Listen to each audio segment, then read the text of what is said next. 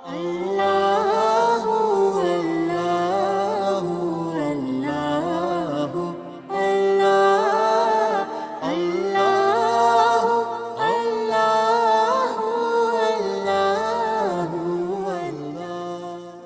نحمده ونصلي ونسلم على رسوله الكريم اما بعد فاعوذ بالله من الشیطان الرجیم بسم اللہ الرحمن الرحیم رب اشرح لی صدری ویسر لی امری واحلل عقدۃ من لسانی یفقہوا قولی۔ سلسلہ احکام القرآن میں روزے کے ٹاپک سے متعلق آج ہماری آخری ویڈیو ہے۔ اس میں ہم جانیں گے کہ وہ کون سے صورتیں ہیں جس میں روزہ نہ رکھنے کی اجازت ہے۔ کچھ وجوہات ایسی ہیں جو کہ شریعت کی طرف سے بیان کردہ ہیں کہ اگر وہ پائی جائیں گی تو انسان کو اختیار ہے کہ وہ روزہ نہ رکھے۔ اس میں سب سے پہلا ہے سفر۔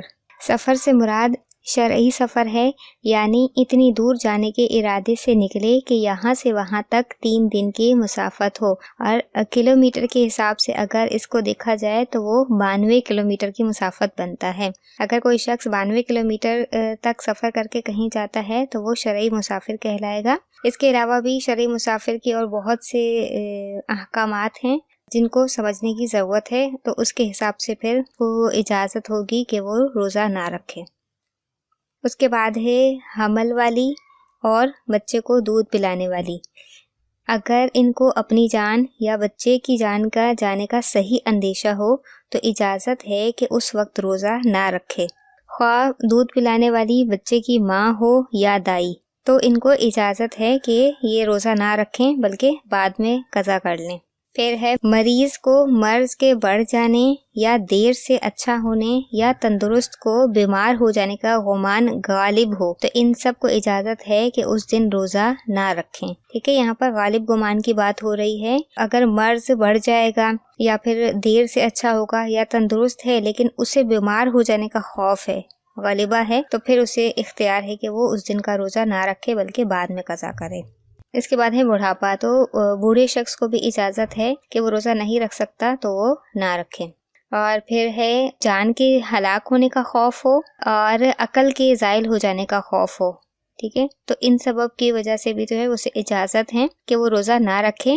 تو اگر کوئی ان وجوہ میں سے کوئی پائی گئی اور اس نے روزہ نہ رکھا تو وہ شخص گناہ گار نہیں کہلائے گا۔ پھر ہے بھوک اور پیاس ایسی ہو کہ ہلاک کا خوف ہو یا نقصان عقل کا صحیح اندیشہ ہو تو روزہ نہ رکھے، یعنی بھوک پیاس کے سبب بھی جو ہے وہ ایسا قوی اندیشہ ہو کہ یا تو جان چلی جائے گی یا پھر جو ہے عقل کے زائل ہونے کا اندیشہ ہے، نقصان پہنچنے کا اندیشہ ہے، تو اسے اجازت ہے کہ وہ روزہ نہ رکھے۔ یوں ہی سانپ نے کاٹا اور جان کا اندیشہ ہو تو اس صورت میں بھی روزہ توڑ دیں، تو یہاں پر بھی روزہ توڑنے کی اجازت ہے۔ اب اگر یہ لوگ اپنے اسی عذر میں مر گئے اور اتنا موقع نہ ملا کہ قضا رکھتے تو ان پر یہ واجب نہیں کہ فدیہ کی وصیت کر جائیں۔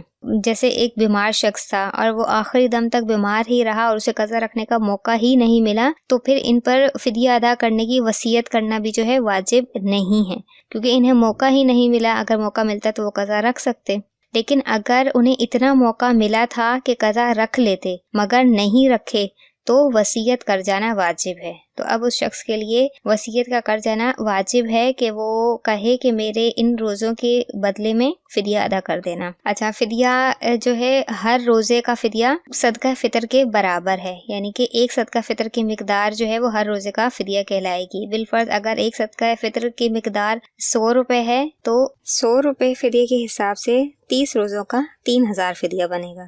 پھر شیخ فانی کے بارے میں ہے، یعنی وہ بوڑھا جس کی عمر ایسی ہو گئی کہ اب روز بروز کمزور ہی ہوتا جائے گا، جب وہ روزہ رکھنے سے عاجز ہو، یعنی اب نہیں رکھ سکتا، نہ آئندہ اس میں اتنی طاقت آنے کی امید ہے کہ روزہ رکھ سکے گا، تو اسے روزہ نہ رکھنے کی اجازت ہے۔ اور ہر روزے کے بدلے میں فدیہ، یعنی ہر روزے کے بدلے میں صدقہ فطر کی مقدار مسکین کو دے دے تو یہ اس کے روزے کا بدل ہو جائے گا۔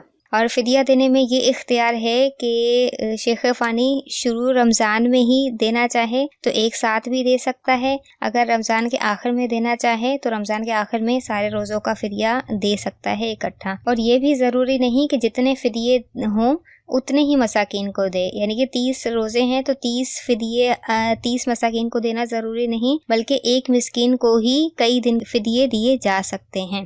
اگر ایسا بوڑھا ہے کہ گرمیوں میں گرمی کی وجہ سے روزہ نہیں رکھ سکتا مگر جاڑوں میں رکھ سکتا ہے، مطلب سردی میں اگر رکھ سکتا ہے، تو اب اسے اجازت ہے کہ گرمیوں میں وہ روزہ نہ رکھے اور ان کے بدلے سردیوں میں روزہ رکھنا فرض ہے. یعنی کہ اگر گرمی میں بوڑھا شخص نہیں رکھ سکتا تو وہ بھلے گرمی میں نہ رکھے، لیکن سردیوں میں پھر اس کی قضا رکھنا اس پر فرض کہلائے گی.